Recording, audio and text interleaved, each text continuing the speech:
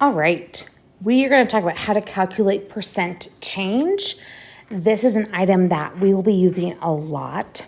It's very common in statistics, but I don't think it's taught very often in most math classes or science classes. So it's a very simple formula. We're going to go through it real quickly, and then after that, you'll have a lot of time to do some practice with it.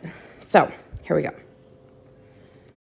All right, so when we're looking at percent change, we're talking about the amount of something.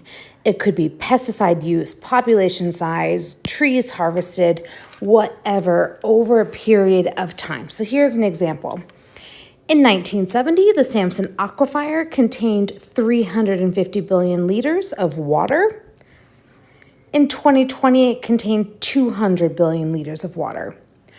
What is the percent change in volume of aquifer over the 50-year interval? Fantastic. So in our calculation, we're not going to be using time at all, which is great. We're just going to be focusing on the difference in between what did it start at and what did it end at. All right, so here's our equation. Our equation is ending minus starting divided by starting times 100. I want you to just remember, just like environmental science, ESS. I find I always need something like this for me to remember the order of everything. So this would be E minus S divided by S. ESS. All right, let's practice this.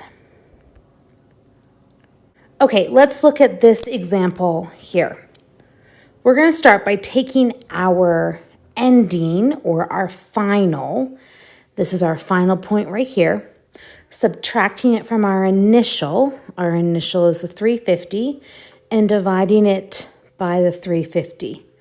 So the 200 minus the 350 divided by the 350. When we do that, we will see that we're going to get a negative 43% change, and that shows how we've gone through a decrease over the years.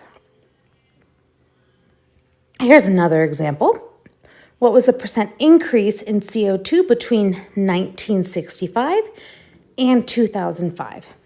So we're going to find on our data here 1965, which is, we're going to call that right about 320. And 2005, which is 380. And then we're going to compare those. So if our 1965 was 320 and our 2005 was 380, then again, we do our ESS, ending minus starting divided by starting. That's going to give us an 18.75% change. Because this is a positive, this therefore means this is an increase. If it was a negative number, that would mean it was a decrease. You're going to have lots more practice problems on this for your homework tonight. So don't worry, lots to practice. If you have any questions, please let me know. Thanks so much.